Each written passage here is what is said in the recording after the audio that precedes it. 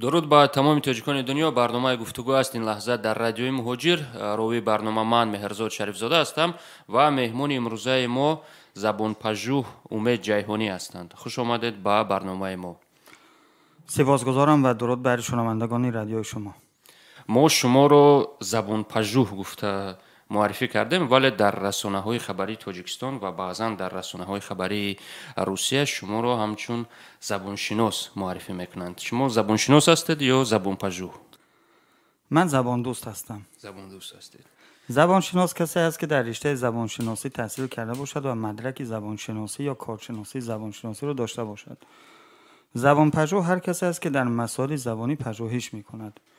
من بیشتر زبان پژوهی کردم تا اینکه زبانشناسی، چون زبانشناسی هم رشته‌های گوناگونی دارد و در هر کدام از آنها آدم باید کارشناس باشد. کار من بیشتر با واژه سازی، واژه یابی و اصطلاح سازی بوده است. خب شما یکی از همون نفرانی هستید که لایحه خود را برای وضع نمودن رتبه‌های حربی یا رتبه‌های نظامی تاجیکستان پیشنهاد کرده اید. من کی این لایحه را آماده کردید و چند روز یا چند ماه شما صرف کردید برای آماده نمودن لایحه خود؟ بحث ها برای فارسی سازی درجه های نظامی نیروهای مسلح تاجیکستان را ما از 10 سال پیش آغاز کرده بودیم. در گروه های فیسبوکی سر این مسئله ما اول گفتگو داشتیم، بعد بحث شد و بحث به جای نرسید، تا اینکه 2 سال پیش کمیته زبان و اصطلاحات تاجیکستان از وزارت مدافعه درخواست گرفته بود برای تاجیکی سازی درجه های نظامی و چون از بحث های ما آگاه بودن از من خواهش کردن که در این کار به اونها یاری رسانم و ما هم از بحث های گذشتهمون اول پیشنهاد کردیم که درجه های نظامی ایرانی را در تاجیکستان هم به کار بگیریم، ولی چون در این مسئله بیشتر پژوهش کردم دیدم که ساختار نیروهای مسلح تاجیکستان و ایران یکسان نیستند و خوب نمیشد اگر ما از نیروهای مسلح ایران درجه ها را روبردار کنیم. یکی از دیگرگونی هاش این است که در ارتش تاجیکستان یا در نیروهای مسلح تاجیکستان کلا ما 4 درجه گنرالی داریم، ولی در نیروهای مسلح ایران 5 درجه گنرالی وجود دارد. همچنین درجه های سرژنتی ما با آنها برابر نیستند و آنچه در تاجیکستان پراپورشک میگویند در ایران وجود ندارد. دیگر اینکه در خود نیروهای مسلح ایران نیز در ارتش و شاخه های آن درجه های نظامی خودشان جاری هستند و در سپاه پاسداران انقلاب اسلامیشان درجه های خودشان جاری هستند و همسان هم نیستند، یعنی واژه هاشون یکی نیستند. بنابراین من کوشش کردم که یک روش نوی را پیش بگیریم و آن این است که از تاریخ نگاه کردیم که ما آیا در گذشته امان اصطلاحات داشته ایم یا نداشته ایم و اگر داشته بودیم چی بوده اند و آیا میتوان آنها رو به کار گرفت یا نه. این پژوهش من 6 ماه طول کشید. ما میخواستیم این لحظه کم معلومات داشته باشیم درباره محض همون ریشه اون رتبه هایی که شما پیشنهاد کردید. مثلا میگیریم گروهوار رو. روش من روش تاریخی بود، یعنی ما نگاه کردیم که در تاریخ ما چی داشته ایم. خب تاریخ ما بهتر از هر جای در کتاب تاجیکان نوشته شده است، این یکی، و دیگر اینکه ما شاهنامه داریم. شاهنامه بهترین نمونه برای واژه سازی دارد و بسیار از واژه هایی که من به کار گرفتم در شاهنامه نیز هستند. مثلا در یک بیت شاهنامه 4 اصطلاح نظامی به کار گرفته شده است. فردوسی میگوید برو با سپاه به کردار کوه، گزین کن ز گردان لشکر گروه. سپاه و لشکر گردان و گروه 4 اصطلاح نظامی هستند که من از یک بیت شاهنامه پیدا کردم و گرفتم.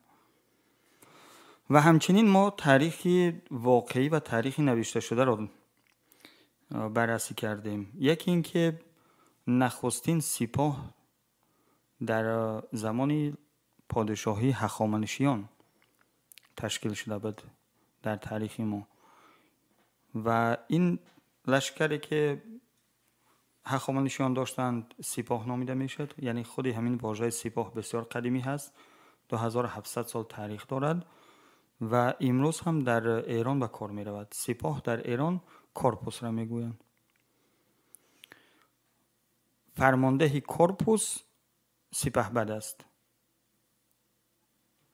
و سپهبد درجه هست که برابر با گنرال پالکوونیک در تاجیکستان. اگر درجه های نظامی امروزی تاجیکستان رو بردار از شوروی باشند و آنها همشون یا روسی هستند یا اصطلاحاتی که روس ها از دیگر زبان ها وام گرفتند، ایرانی ها از تاریخ خودشون گرفتند از شاهنامه. مثلا در 90 سال پیش بالاترین درجه نظامی ارتش ایران سپهبد بود و معنای عام داشت. ولی در زمانی که اومدند ساختار نیروهای مسلح خود را از روی ساختار نیروهای مسلح کشورهای غربی، اساساً فرانسه و امریکا، بازسازی کردن، برای هر یکی از این اصطلاحات غربی یک برابری فارسی ساختند. چنانچه ارمی را ارتش گرفتند، کورپوس را سپاه گرفتند، دیویزیا را لشکر، بریگاد را تیپ، پولک را هنگ. ما نیز همین کار را کردیم. یعنی این نام ها را از نیروهای مسلح ایران گرفتیم برای اینکه کورپوس، دیویزیا، بریگاد، اینا اصطلاحات روسی نیز نیستند. اینا بیشترشون ریشه در زبان لاتینی دارند یا که از زبانهای فرانسه، آلمانی یا انگلیسی گرفته شدند. ما در شاهنامه سپاه داریم، لشکر داریم، گند داریم، سرهنگ داریم، گردان داریم، گروه داریم، سرباز داریم. اینا را همه را از اونجا گرفتیم و اول کاری که کردیم نامی واحدهای نظامی را مرتب کردیم. از خردترین واحد نظامی که در تاجیکستان ادلینی نامیده می شود تا بالاترینش که ارمی هست، ما برای هر کدام یک اصطلاح را انتخاب کردیم، یا از زبان فارسی خودمان یا از تاریخ خودمان. چنانچه برای ادلینی ما اصطلاح گروه را گرفتیم. گروه در ایران همو ادلینی را میگند.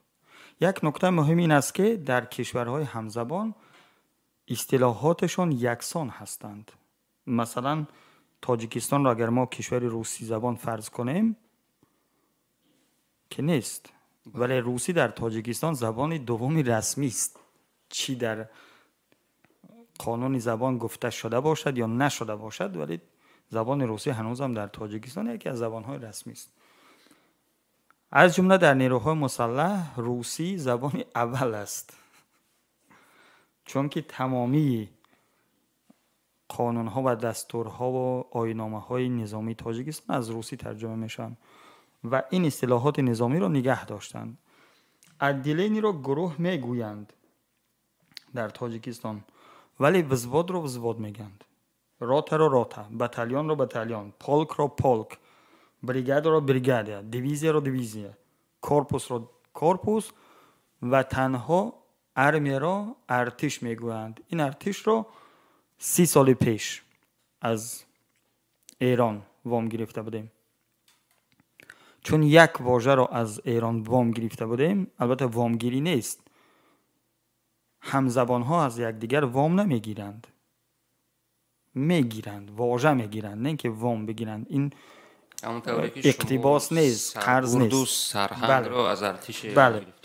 ما چی کار کردیم؟ ما برای این واحدهای نظامی برابرهای فارسی انتخاب کردیم. ارتش همان ارتش هست، کورپوس را سپاه چنانه که در ایران هست، دیویزیا را لشکر، ولی بریگاد را گند، نه تیپ، چنانه که در، چون که ما در شاهنامه اصطلاح گندآور داریم و در زمان ساسانیان و اشکانیان بزرگترین واحد سپاه را گند می نامیدند و فرمانده آن گندسالار نامیده می شد. یعنی این اصطلاح کمابیش 2000 سال تاریخ دارد و ما همین اصطلاح تاریخی را گرفتیم. یگان کشور دنیا همین کار رو کرده است، مثلا احیا کرده است. بله. واژه‌ای رو که مثلا 2000 سال پیش استفاده برده شده بود. بله. ببینید درجه های نظامی که امروز در تاجیکستان، روسیه، در کشورهای اروپایی به کار می روند، ریشه‌شون در عصرهای میانه است. یعنی خود همین کلمه پالکونیک از عصر 15 به کار می رود. در زبان روسی پولک از عصر 10 به کار می رود. ارتش با این معنای امروزش یعنی ارمیا از عصر 15 و 16 ریشه می گیرد. ولی کشورهای اروپایی در تاریخشون به سالهای میلادی و به امپراتوری روم برمیگردد. مثلا کلمه گنرال یک اصطلاح لاتینی هست به معنای عمومی، همگانی، اما در سپاه امپراتوری روم درجه نظامی گنرال وجود نداشت، کلونل هم وجود نداشت. اینا درجه های هستند که در عصرهای میانه به وجود آمدن. ولی سپاه منظم با همه درجه بندی هاش در تاریخ ما در زمان هخامنشیان داشتیم. مثلا چگونه بوده است؟ سپاه هخامنشیان بر روی شمارش 10 دهی تشکیل شده بود. 10 سرباز یک دهه را تشکیل میدادند. 10 تا دهه یک صده را تشکیل میداد. 10 تا صده یک هزاره و 10 تا هزاره یک بیور. اینا اصطلاحات زمان هخامنشیان هستند. فرمانده 10 بید نام داشته است، 10 بد. فرمانده 100 بد نام داشته است. فرمانده هزاره رو هزاره بد می گفتند و فرمانده بیوره رو بیوره بد می گفتند. تمام این لشکرها جمع می شدند، نامیده می شده است سپاه. فرمانده سپاه سپهبد نام داشته است. در زمان اشکانیان نیز همین ردبندی نگه داشته شده است. تنها نام یگانها یا واحدهای نظامی تغییر یافته است. سپاه مانده است ولی آنچه بیور نام داشت گند خوانده می شده است و آنچه هزاره نام داشته است درفشش می گفتند. درفش یعنی پرچم، چون که هر یک درفش یا هر یک هزاره برای خود درفش داشته است. 1000 سرباز را در نیروهای مسلح امروزی پولک میگویند. یعنی هر پولکی برای خودش یک درفش داشته است، بنابراین همان را میگفتند درفش. فرمانده گند سالار نامیده میشده است. سالار معنای سردار فرمانده را دارد، یعنی گنرال. فرمانده درفش سالار بوده است. واحد نظامی خردتر از درفش را وشت میگفتند. فرمانده وشت سالار نام داشته است. واحد خردتر از وشت تهم نام داشته است. فرمانده آن را تهمدار میگفتند و واحد کوچکتر از آن را رده میگفتند.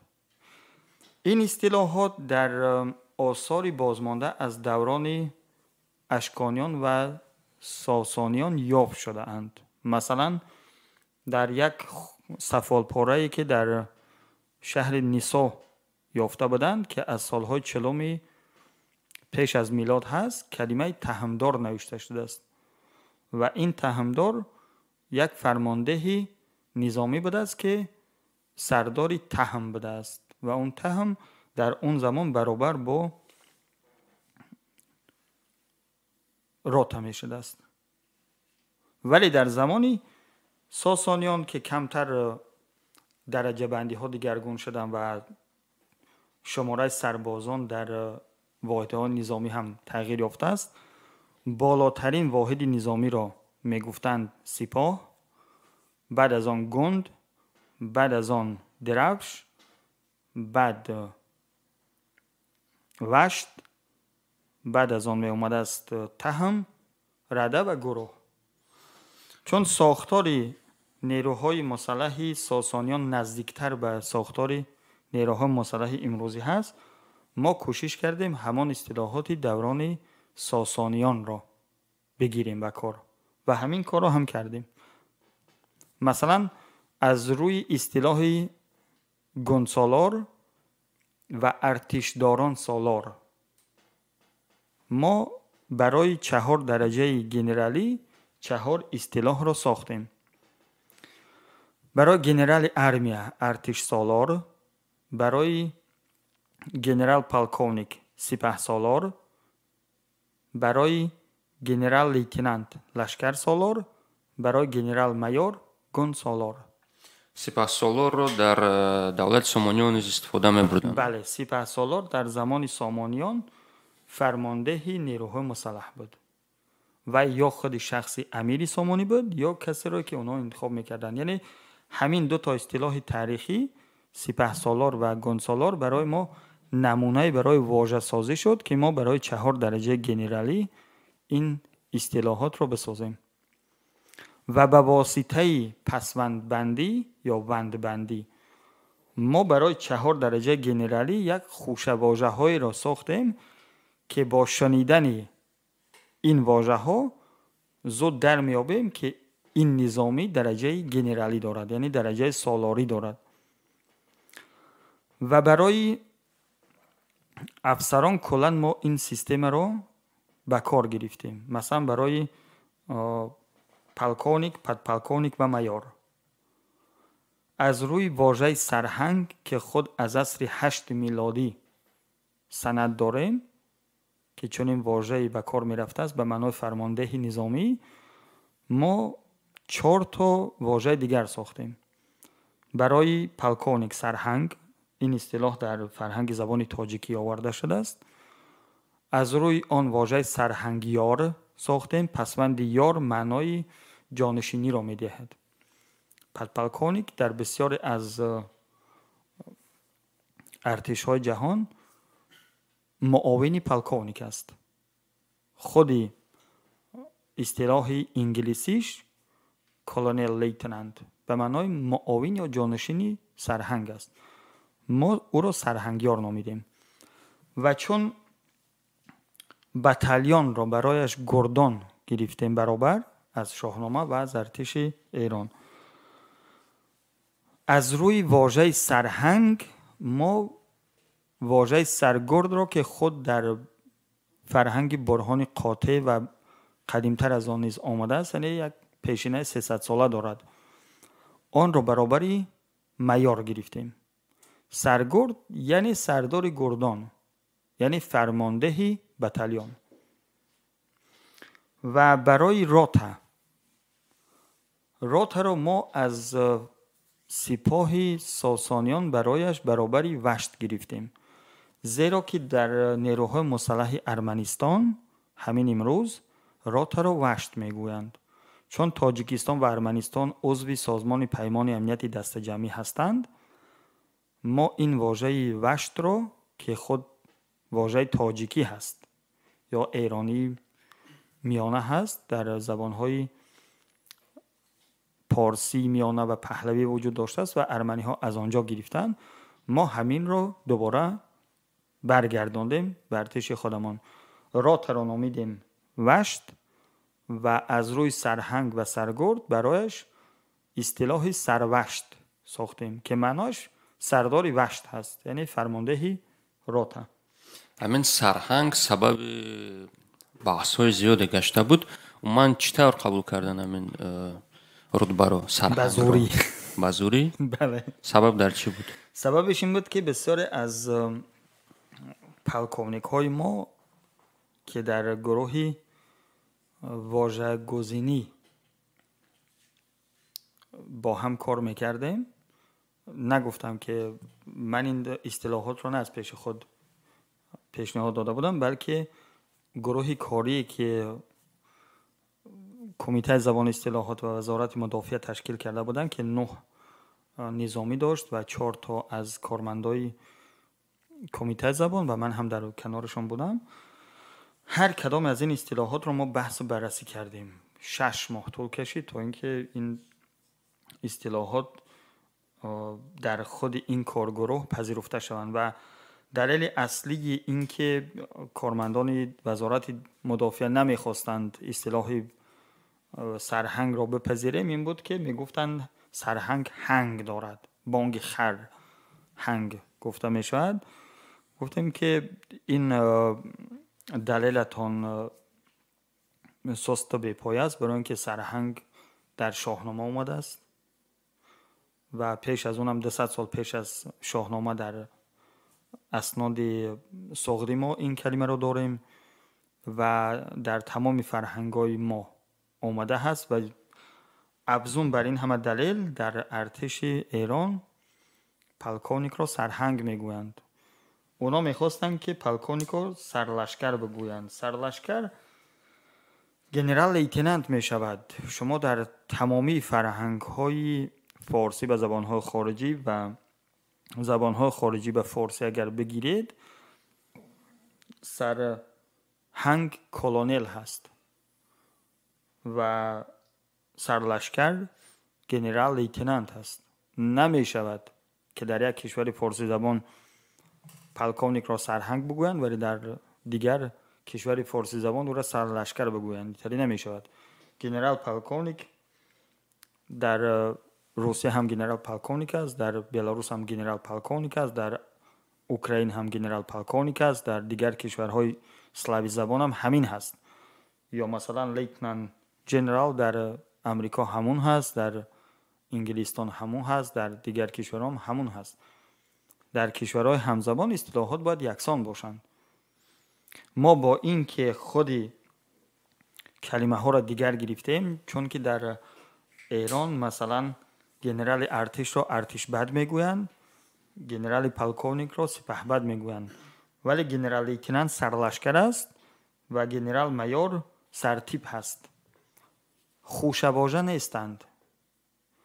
ما برای اینکه خوشواژه داشته باشیم اصطلاح واژه سالار را برابر گنرال گرفتیم، چون معنایش از قدیم همین است و با چسباندن این واژه به نام واحدهای نظامی برای درجه های نظامی هم نام ساختیم، چنانه که از قدیم رسم ما بوده است و این روش ما هم از دیدگاهی واژه سازی، هم از نگاهی واژه شناختی، هم از نگاهی تاریخی بهتر از درجه هایی است که در ایران دارند. این را خودی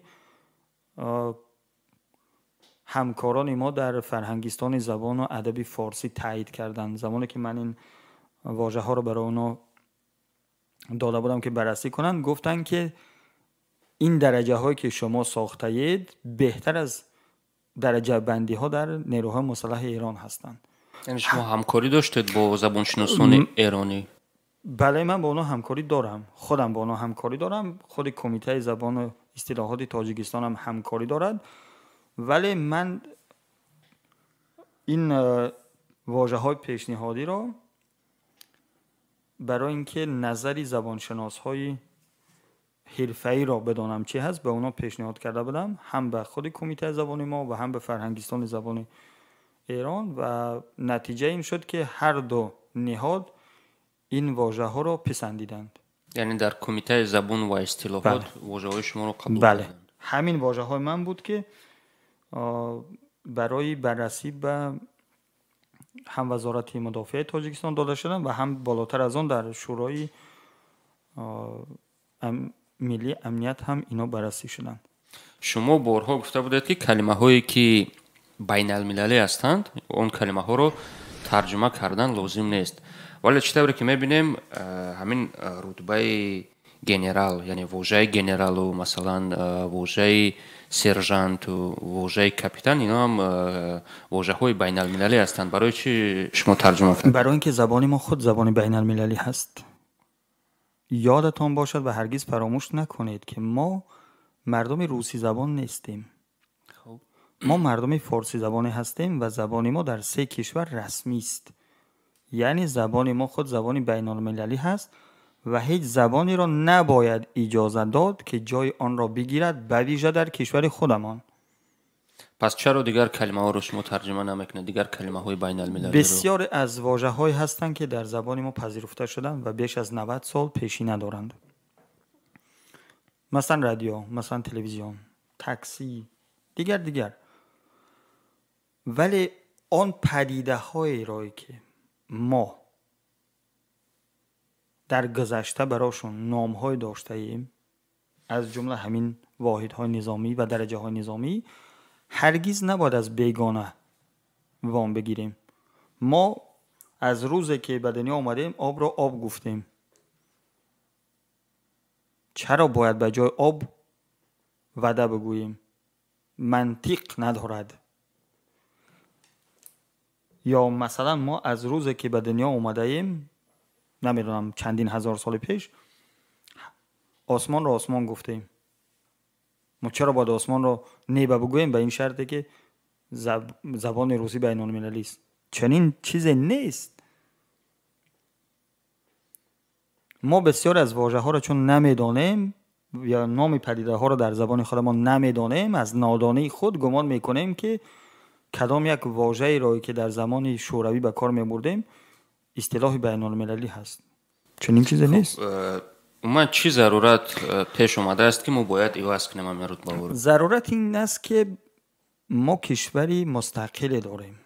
خب و ما نیروهای مسلح ملی داریم. خب روسیه نیز کشور مستقل است. آیا تاجیکستان جزو از روسیه هست؟ باشد. برای خودش هست. روسیه هم همین رتبه ها رو گرفته است. مثلا از کجا گرفته است؟ ببینید از کجا گرفته است. بله، از کجا گرفته است. درجه های نظامی روسی و تاجیکی از سال 1935 به این سو به کار می روند. آخرین درجه‌ای که در ارتش شوروی به کار گرفته بودند درجه پراپورشیک کلان هست که در سال 1981 جاری شده است. یعنی این نظام درجه بندی که ما در نیروهای مسلح تاجیکستان داریم بازمانده از ارتش شوروی هست و در فاصله زمانی 1935 تا 1981 شکل گرفته است. از سال 1918 تا 1935 در ارتش سرخ درجه وجود نداشت. درجه هایی که از ارتش امپراتوری روسیه بودند در سال 1918 با فرمان لنین لغو بیکار شده بودند. آن نظام درجه بندی نیروهای مسلح امپراتوری روسیه از سال 1722 شکل گرفته بود و در میان درجه های نظامی روسیه تنها پلکونیک، پدپلکونیک، ستارشینا، پراپورشیک و ریدوای روسی هستند و بس. دیگر همشون یا از آلمانی گرفته شدن یا از فرانسه یا از انگلیسی. اما آنچه ما به کار گرفتنی هستیم در تاریخ خودمان ریشه دارد، در فرهنگ خودمان ریشه دارد. مثلا در شاهنامه چند بار فردوسی میگوید که سپهبد لشکر را به سالار لشکر سپرد.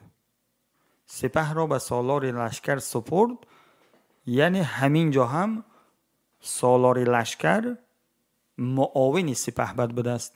آن چیزی که ما برابر با گنرال لیتنانت گرفتیم و از روی سپه سالار لشکر سالار ساختیم.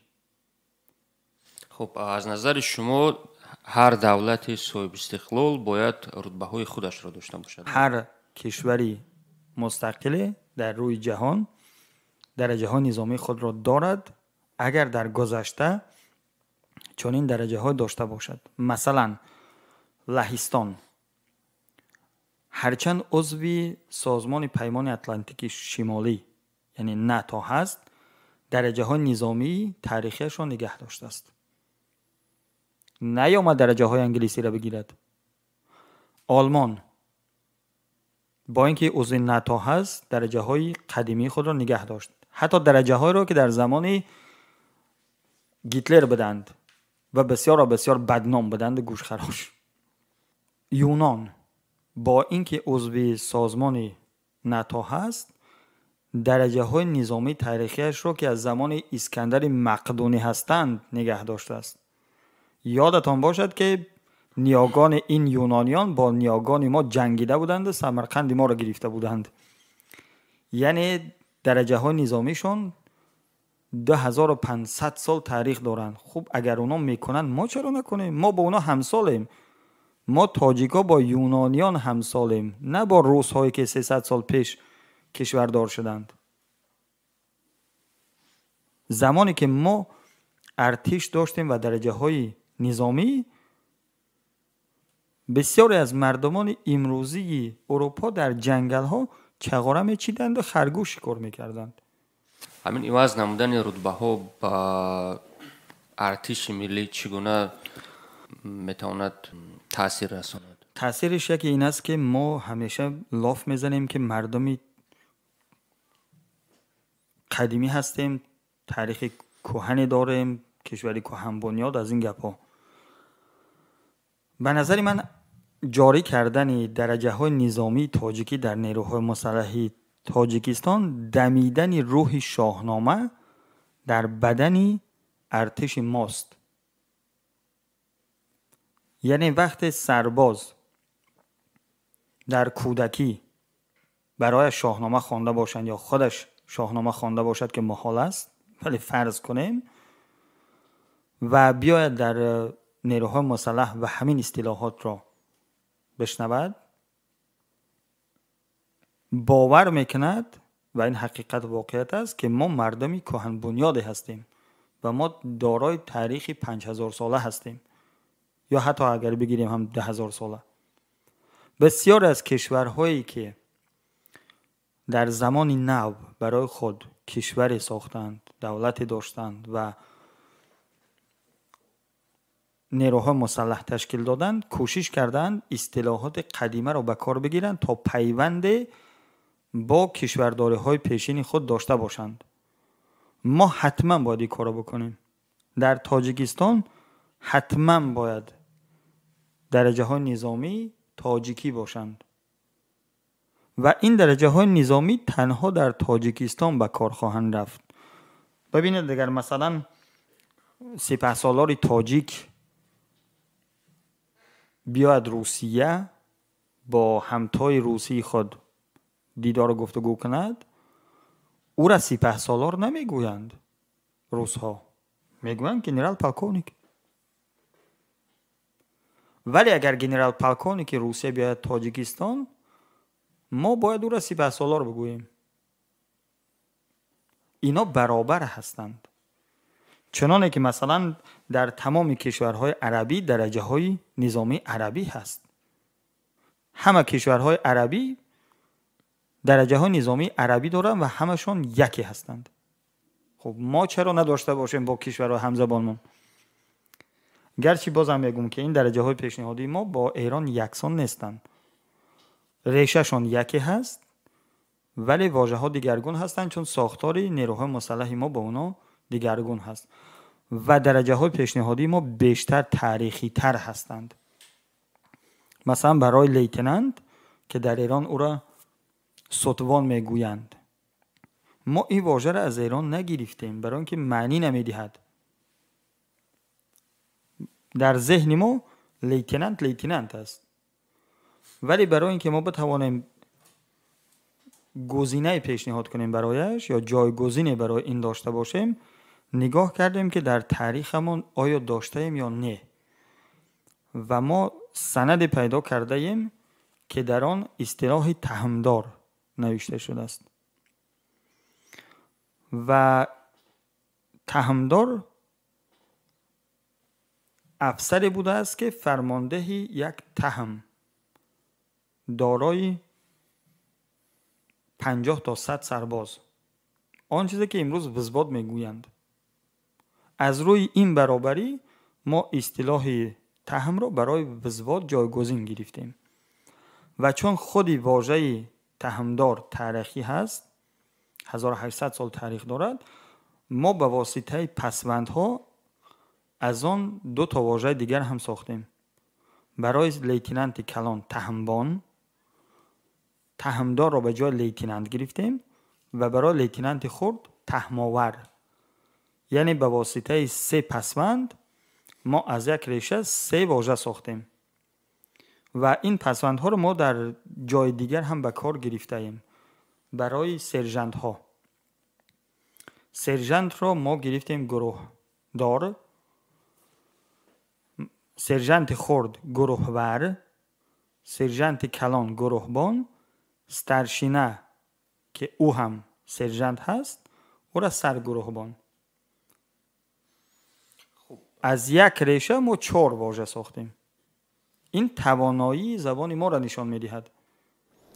بغیر از شما دیگران لایحه‌های خود را پیشنهاد کرده بودند برای عوض نمودن رتبه‌ها. چگونه رتبه‌ها را اونها پیشنهاد کرده بودند؟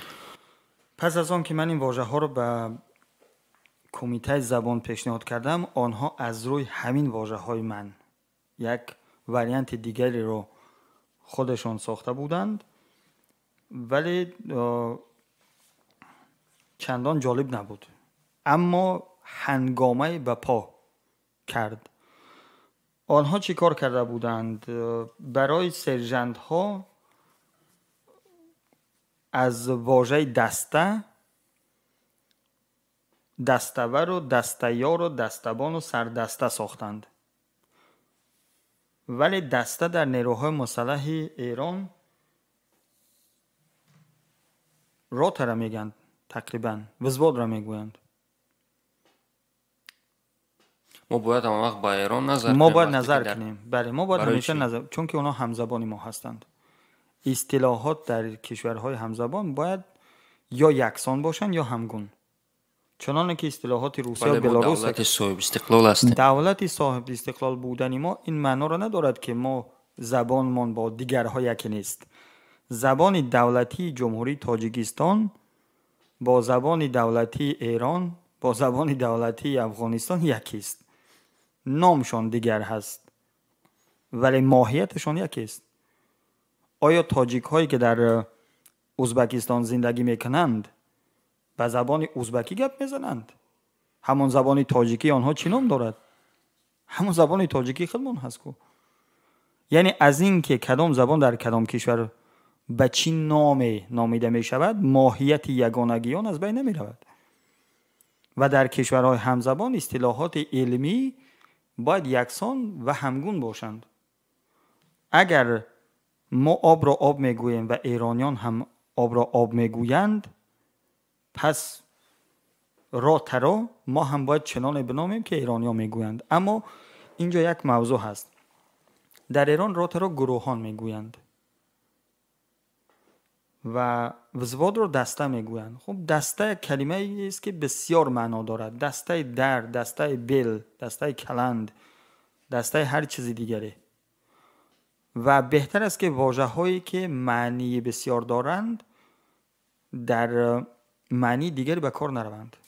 هم دسته بماند دستش. یا مثلا میخواستن که را تره صده بنامند در ارتش ما. صده، خب ما جشن صده داریم، معناهای دیگری دارد، بذار به همون نام جشن صده بماند. بهتر است که ما از تاریخمون اون واژه های رایی که نامی واحدهای نظامی بودند آنها را زنده کنیم تا اینکه یک واژه یک معنا داشته باشد. مثلا وشت، از آن جایی که در سپاه ساسانیان و اشکانیان وشت یک واحد نظامی را نام داشته است و در زبان ارمنی برای رات به کار گرفته شده است، همین امروز ما همان را بگیریم بهتر است. یک کلمه است فقط یک مفهوم را ifade میکند، دیگه هیچ معنی ندارد. این بهتر است. اصطلاح باید معنای دقیق و مشخص داشته باشد. در شعر است که یک واژه چندین معنا دارد. برای زبان درازی و برای سخنبازی خوب است، ولی در علوم نظامی هر مفهوم با یک واژه نامیده می شود. مثلا سلاح سلاح هست، او را دیگه نمیشه داسا بیل کلند گفت. و به نظر من این کاری که ما کردیم بهتر بود. اما یک نکته رو باید بگویم که اون واریانتی رو که کمیته زبان اصطلاحات پیشنهاد کرده بود و رادیوی آزادی خبرش داده بود، به روسی هم ترجمه کردن، در رسانه‌های روسی هنگامه برپا کرد، به حال تاجیکان چنان خندیدند مثلا دستبان را سلبان گفتند. بعد یک گپای بیهوده که تاجیک کیست که ارتش داشته باشه و درجه های نظامی داشته باشد. خب آیا سخت نمیرسد به شما؟ با درجه های نظامی که شما پیشنهاد کردین چگونه نظر دارن؟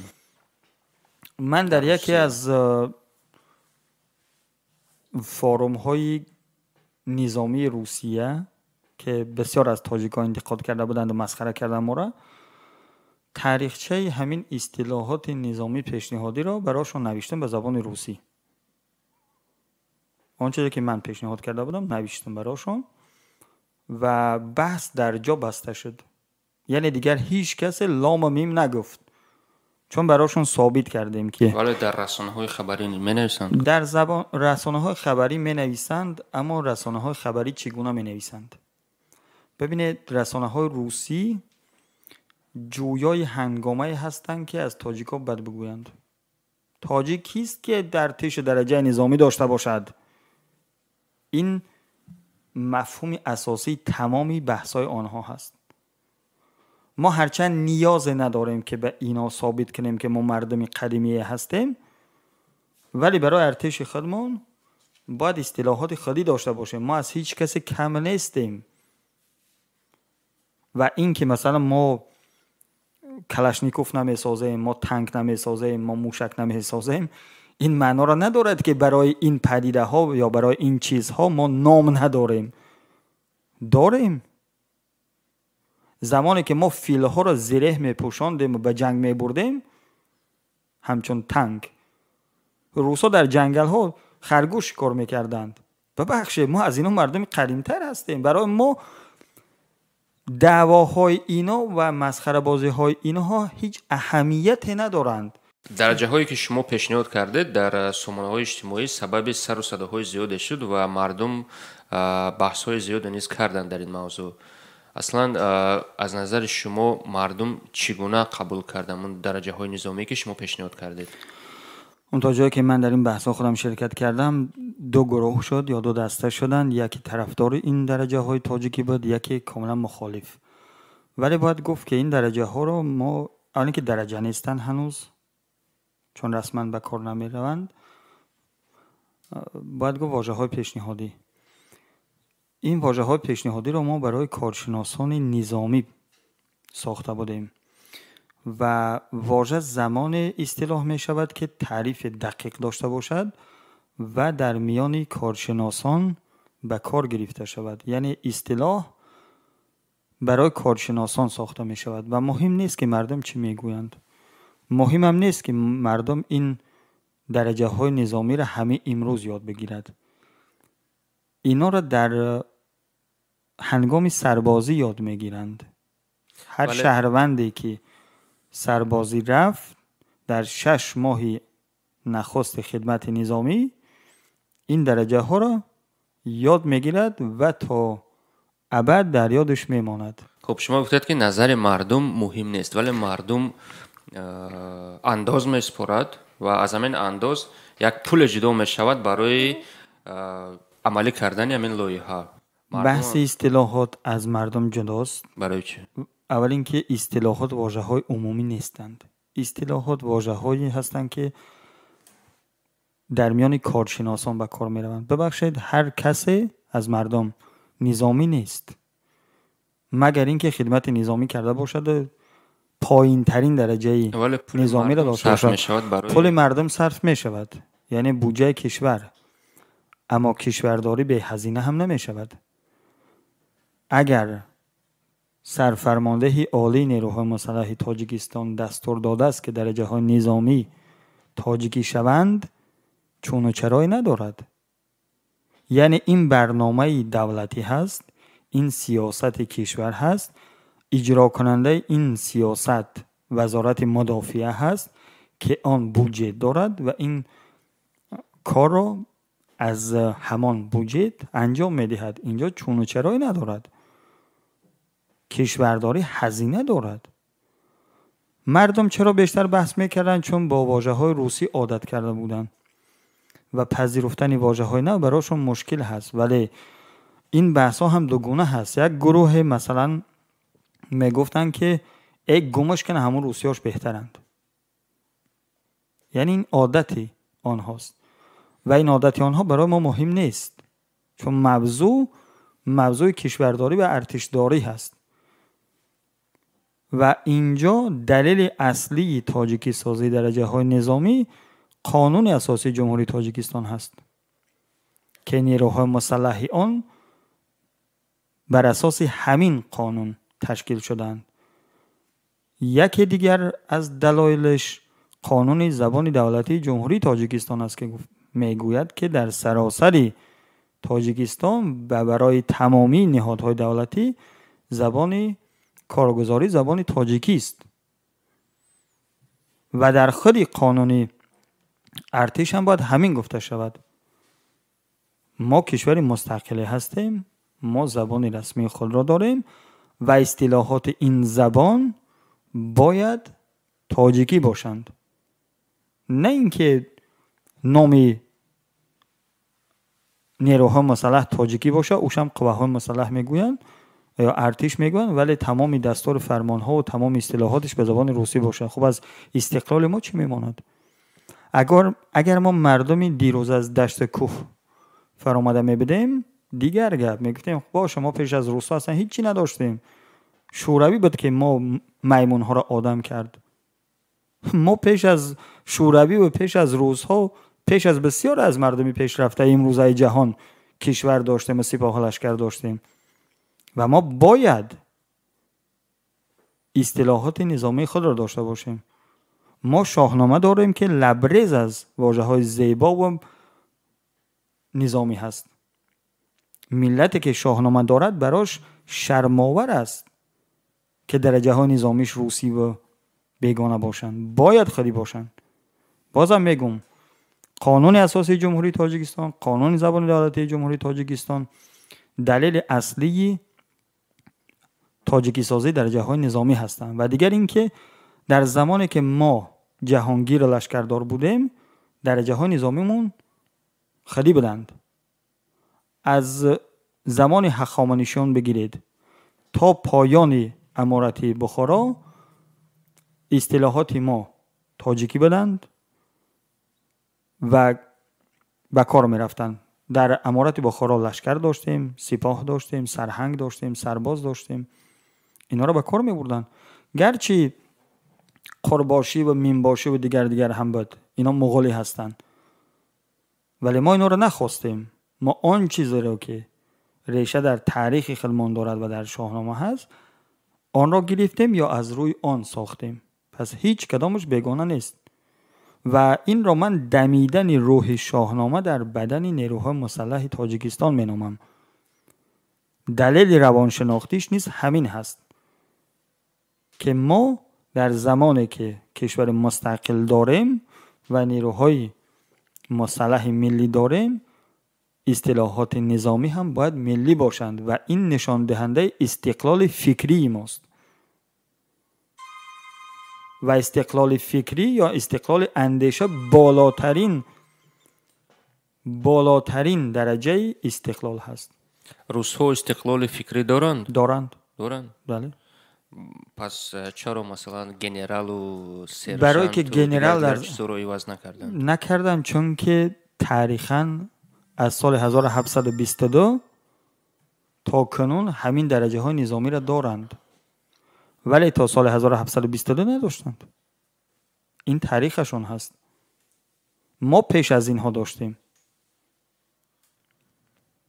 و ما باید آن چیزی رو که خود داشتیم به کار ببریم و اینها را برابر بسازیم. چون که من جدول برابری این واژه های پیشنهادی یا درجه های پیشنهادی را با درجه های ارتش شوروی، ارتش روسیه، درجه های ناتو ساختم، اینا درجه بندی میشوند، جدول بندی میشوند و هیچ مشکلی ایجاد نمیکنند. چون گفتیم که گرچه قزاقستان عضو سازمان پیمان امنیتی دست جمعی هست درجه هاش با درجه های روسیه فرق میکنند، پراپورشیک ندارند.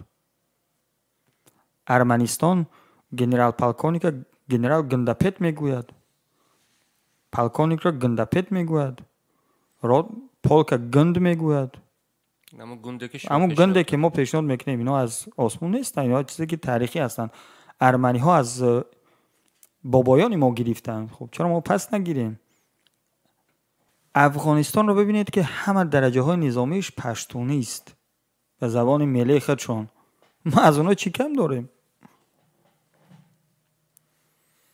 بسیار از کشورهایی که آزادی میخواهند یا مستقل هستند، مهمترین اصطلاحات کشورداری و ارتشداریشون از زبان خودشون هست، مگر آن کشورهایی که یک زمان مستعمره و مستملکه بودند که درجه های نظامی کشورهای فرمان رواشون گرفتند. امریکا یک زمان مستملکه انگلیس بوده است، برای همین درجه های نظامی انگلیسی دارد، گرچه یکسان هم نیستند. یا مثلا بسیار از کشورهای افریقایی چون زیر دست فرانسه و بریتانیا بودن، درجه های نظامیشون انگلیسی هست، مثل پاکستان و هندوستان که درجه های نظامی انگلیسی را نگه داشتن. خب ما هم یک زمان بخشی از اتحاد شوروی بودیم، برای همین درجه های نظامی روسی را نگه داشتیم، چون زبان روسی در اتحاد شوروی زبان یگانه رسمی بود. اما از سال 1989 که زبان ملی خود را رسما و قانونا زبان کارگزاری دولت کردیم، در این 30 سال گذشته باید بسیاری از اصطلاحات روسی را کنار میگذاشتیم و اصطلاحات فارسی خودمون را به کار میگرفتیم. در بسیار از زمینه ها این کار شده است و بسیار بسیار شگفت انگیز است که در نیروهای مسلح تاجیکستان که پشت و پناه این کشور هستند و سوگند نظامی یاد کرده اند که برای این کشور و این ملت جان خود را دریغ نخواهند داشت، زبان این ملت را به کار نمیگیرند. خب این چی وطن دوستی هست؟ این چی ملت دوستی هست؟ بشر دوستی جای خودش، اینترنشنالیسم جای خودش، ولی در تمام کشورهای جهان نظامیاشون نماد میهن دوستی هستند. نامشون سرباز است، برای کشور سر خود را میبازند، اما زبان این ملت رو به کار نمیگیرند. مگر جای سوال نیست؟ خب شما گفتید که نه همه نظامیانی که در گروه کاری شامل بودند همین رتبه هایی که شما پیشنهاد کرده بودید قبول کردند، نه همه آنها با رتبه های پیشنهاد کرده شما راضی شدند. سببش در چی بود؟ گفتید که یکی از سبب‌هایش همون وجود داشتن پسوند هنگ در رتبه سرهنگ بود. باز بودن یگان سبب‌های دیگر؟ اون سبب‌های دیگرش این است که آنها به اصطلاحات روسی عادت کردند و ترک عادت هم نیست محال. مخالفتشون بیشتر به این بود که این واژه ها ناآشنا هستند، ولی من برای اینکه آشنا شوند هر کدام از این واژه ها رو با ریشه و تاریخشون با معنیشون برایشون نوشتم و 25 صفحه مطلب در اختیار کمیته زبان گذاشتم، در اختیار همین گروه واژه گزینی گذاشتم و سرانجام همین واژه های پیشنهادی ما از نام کمیته گروه کاری کمیته زبان و اصطلاحات و وزارت دفاع برای بررسی به شورای امنیت ملی رسید. یعنی با اینکه مخالف بودند ولی باز هم پذیرفتند. حالا باید دید که در شورای امنیت ملی اینا را چیکار میکنند. اگر اونا هم تصویب کنند، اینا باید در متن قانون خدمت نظامی و عهدهداری های حربی گنجانده شوند. خب اصلاح قانون هست، لیکن اصلاح قانون چندان کار مشکلی نیست، را باید مجلس تصویب کند. آنجایی که موضوع استقلال کشور هست، به نظرم باید مجلس پیش از همه این کارا را تصویب کند. در هر صورت اگر امسال نشد، سال آینده نشد، 5 سال پس، 10 سال پس به این نتیجه میرسند که ما باید درجه های نظامی خودی داشته باشیم، چنانه که در گذشته هم داشتیم. شاید هم یک دلیل دیگرش این باشد که خب چی میگفتن که ما اگر درجه های نظامیمون رو تاجیک کنیم، همکاریمون با روسیه و دیگر کشورهای عضو سازمان پیمان امنیتی دست جمعی به هم میخورد. اون یک بهانه است، دلیل نیست. چون که گفتیم درجه های نیروهای مسلح ارمنی هستند. از سرباز تا پراپورشیکشون همه ارمنی است. ولی لیتنانت ها به بالاتر خب هم لیتنانت دارن، اما مثلا پالکونیک رو گنداپت میگویند که این یک واژه تاجیکی است.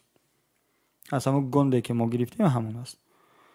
مثلا گنرال پالکونیک گنرال گنداپت هست. خب ارمنی ها دارن، ما چرا نداشته باشیم؟ یا درجه های نیروهای مسلح قزاقستان به زبان خودشان هستند. آقا سرژان، کشیک سرژان، پراپورشیک ندارن. مثلا این گوناگونی نام درجه های نظامی هیچ گونه همکاری رو به هم نمیزند.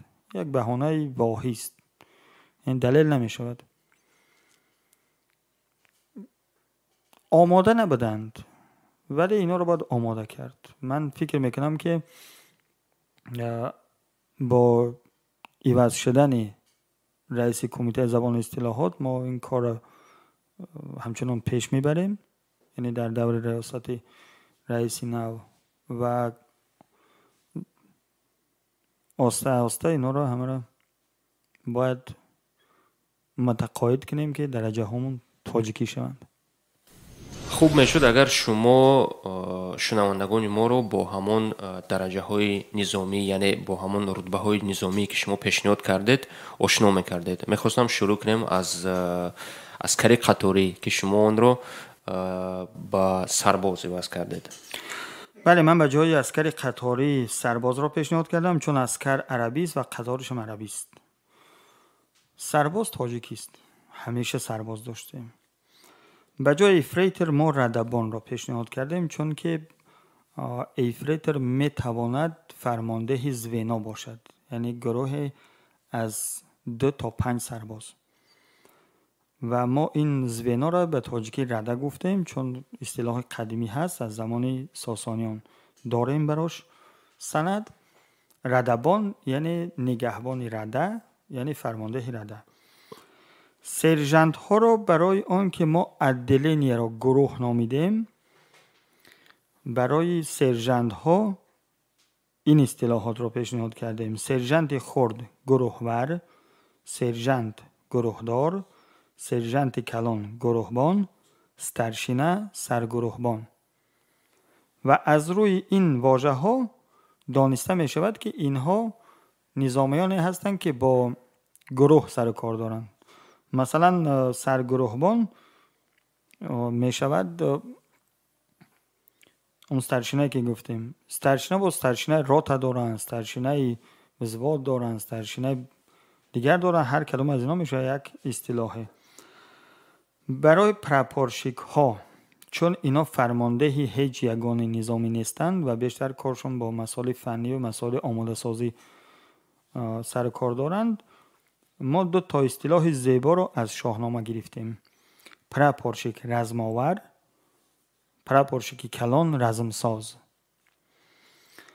برای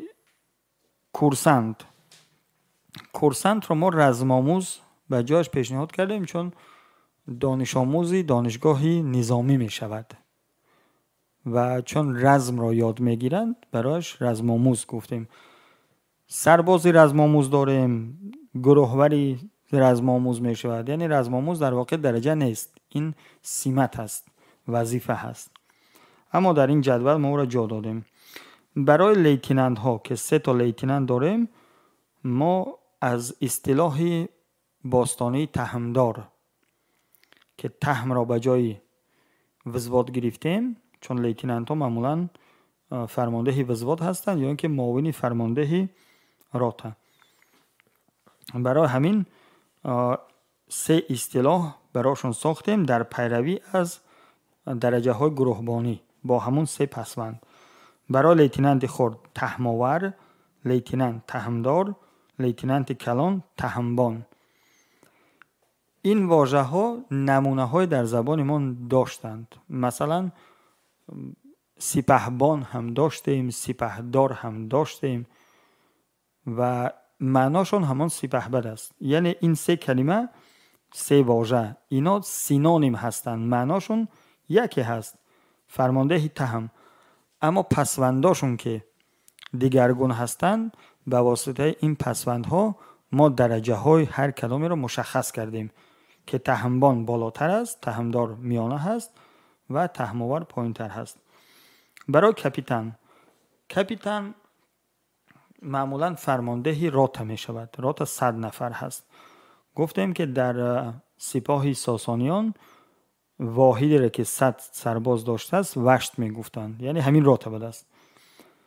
و از روی واژه سرهنگ ما واژه سروشت ساختیم، سرداری وشت. اینجا سر به معنای سرکرده هست، چون که کپیتان، لیتنانت کلان، لیتنانت و لیتنانت خرد اینا افسرهای خرد هستند. ما برای افسرهای خرد هم یک اسمی کل گرفتیم، سرکرده، و معنای سروشت سرکرده وشت، یعنی فرمانده سروشت هست که میشد همون کپیتان. برای میار، ما برای میار از شاهنامه اصطلاح گردان را گرفتیم به جای بتالیون، چنانکه در نیروهای مسلح ایران هست و ایرانی ها نیز این واژه را از شاهنامه گرفتند. خب جایی که شاهنامه هست دیگه ایرانی و تاجیکی ندارد، او فارسی هست و از آنی هر دومان هست. بنابراین ما واژه سرگرد را نیز از نیروهای مسلح ایران گرفتیم که آنها خود از فرهنگ‌های قدیمی زبان فارسی گرفتند، مثلا فرهنگ قیاس اللغات که 300-400 سال پیش تألیف شده است در هندوستان. و معنای سرگرد سردار گردان هست. اینجا چون مایور، پلکونیک و پلکونیک اینها افسران ستارشپیتسر میگن، افسرهای کلان هستند، ما برای اینها نیز اسمی کل در نظر گرفتیم، سردار. و سرگرد معنایش سردار گردان هست، یعنی فرمانده گردان.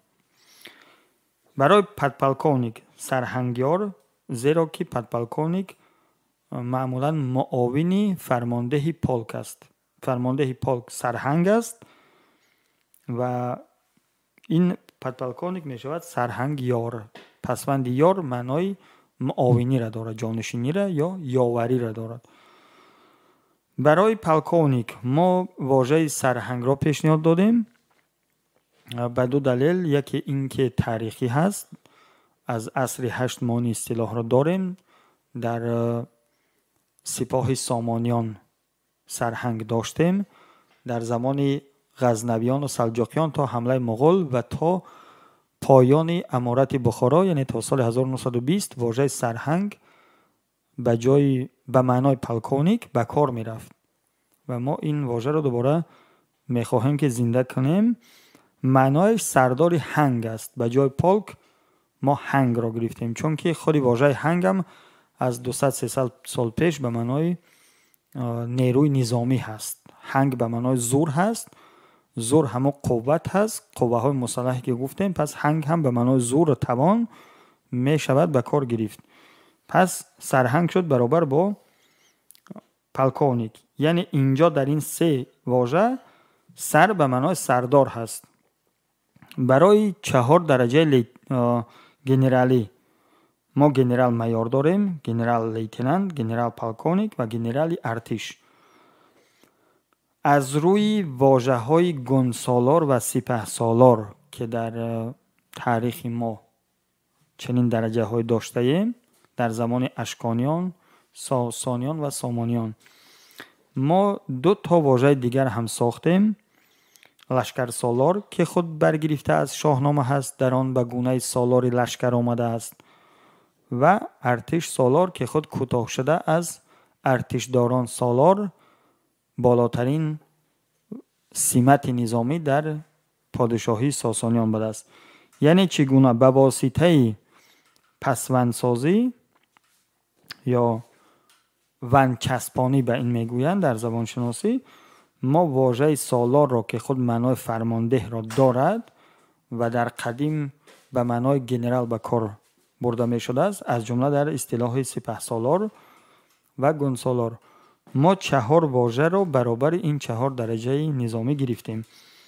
گنرال مایور را گونسالار گفتیم چون معمولا گنرال مایور فرمانده بریگاد می شود یا بالاتر. بریگاد را ما گوند به جایش گرفتیم. برای گنرال لیتنانت لشکر سالار و به این منظور که معمولا گنرال لیتنانت فرمانده دیویز می شود. دیویز را ما لشکر گرفتیم برابرش را. بالاتر از اون گنرال پالکونیک. معمولا در ارتش های بزرگ گنرال پالکونیک فرمانده کورپوس هست. ما به جای کورپوس سپاه گرفتیم چنان که در نیروهای مسلح ایران هست و سپهسالار را از ساسانیان و سامانیان گرفتیم و 4 واژه می شود با ارتش سالار که برابر گنرال ارتش گرفتیم. این 4 واژه از روی پسوندشان که سالار هست مشخص می شود که اینها درجه های سالاری یعنی درجه های گنرالی هستند. یعنی ما با داشته های زبان خودمان و از تاریخ خودمان، از فرهنگ خودمان و از شاهنامه خودمان برای 19-20 رتبه حربی برابرهای تاجیکی یافتیم و ساختیم. این توانایی زبانی ما را نشان می‌دهد. این کهن بنیادی فرهنگی ما را و مردم ما را نشان می‌دهد و ما اگر این درجه ها را رسما به کار بگیریم یک گام بزرگ در راه خودشناسی ملی گذاشته ایم. از روی این درجه ها نظامی از روی درجه ها نظامی درجه های انتظامی هم ساختیم برای ملیسه. مثلا درجه های گنرالی را ماندیم تا سرگرد را ماندیم، یعنی تا مایور همون چنانه که در درجه های نظامی هستن همان گونه هستن، ولی از کاپیتان پایان درجه های مخصوصی کارهای داخلی ساختیم و برای ما نمونه واژه شهربان بود. شهربان به معنای پلیس از قدیم به کار می رفت. برای گنرالی میلیتسیا که ما نداریم هنوز ولی شاید ساخته شود شهربان سالار ساخته بدیم. اما از میلیسه قطاری تا کاپیتان میلیتسیا برای هر کدام ما یک درجه های مخصوص در نظر گرفته ایم که اونا رو هم پیشنهاد میکنیم. میتونید از نمبر کنید همون درجه ها رو؟ بله من اینها رو هم میتونم براتون بخونم. فقط یک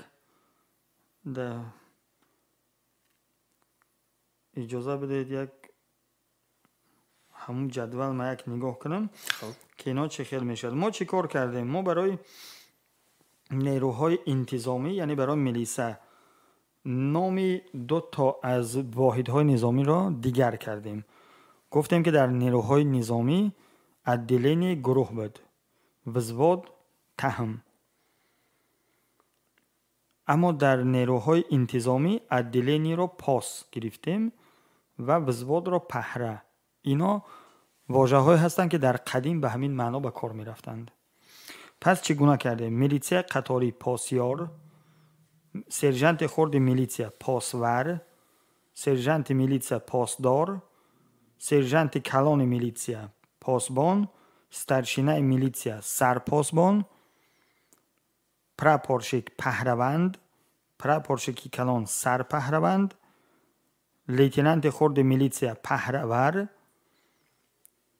لیتنانت میلیتسیا پهلدار، لیتنانت کلان میلیتسیا پهلبان و کاپیتان میلیتسیا سربان.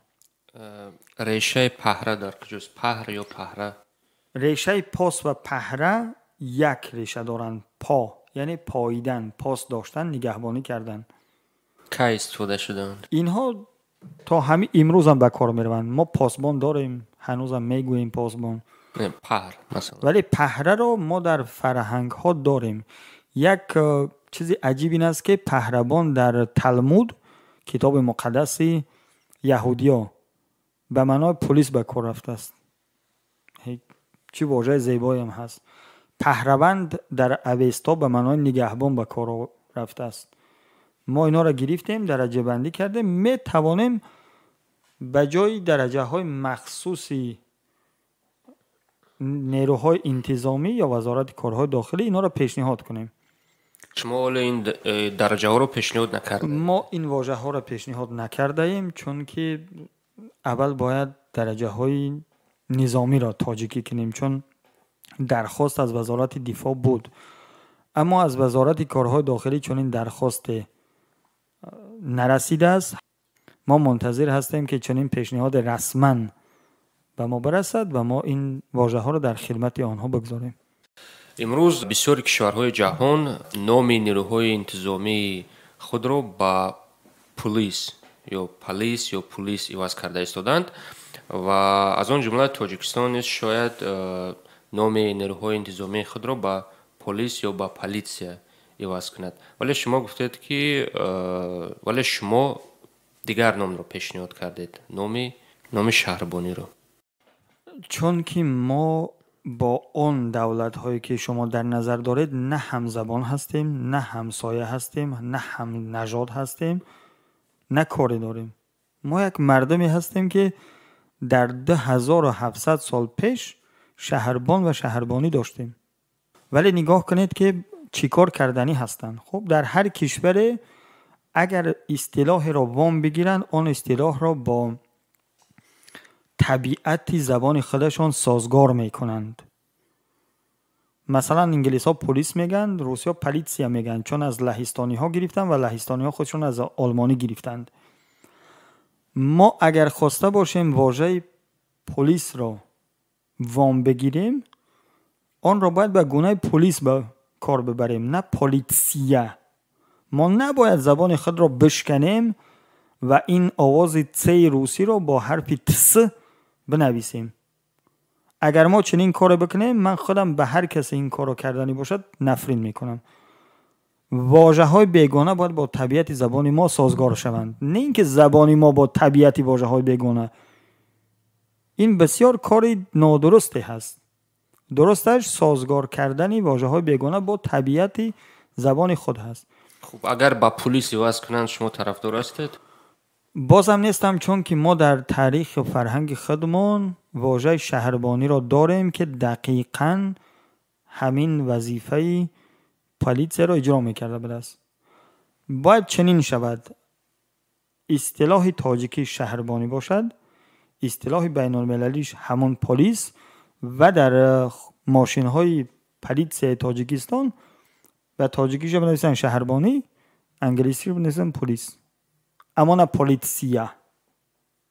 پلیتسیا که شد منی تاجیک او را پلید سیاه میکنم، برای که ما پلیتسیا را پلیتسیا میگوییم، بعد پلید سیاه میشه. بعد خب خوب نیست که نیروهای انتظامی ما پلید سیاه باشن. شهربانی بهتر است. خب اون رتبه هایی که شما پیشنهاد کردید کی باید قبول شوند؟ ما این واژه ها رو در سال 2018 پیشنهاد کردیم که 25مین سالگرد تأسیس نیروهای مسلح بود. 1 سال اینا رو بررسی کردند، تا بالاترین مقام دولتی اینا رسیدند و باید در 30مین سالگرد استقلال جمهوری تاجیکستان درجه های نظامی ما تاجیکی شوند. این می شود یک هدیه برای کشور و برای ملت، نشانه از استقلال آن. خوب شنوندگان عزیز، برنامه گفتگو به آخر می رسد. یادآور می شویم که برنامه امروزه با رتبه های حربی بخشیده شده بود و مهمان ما امروز زبانپژوه امید جیهانی بودند. بار دیگر خوش آمدید به برنامه گفتگو. سپاسگزارم و امیدوارم که شنونده ها چیزایی رو از ما یاد گرفته باشند. شنوندگان عزیز، سربلند و خانه آباد باشید و همیشه با رادیوی مهاجر باشید.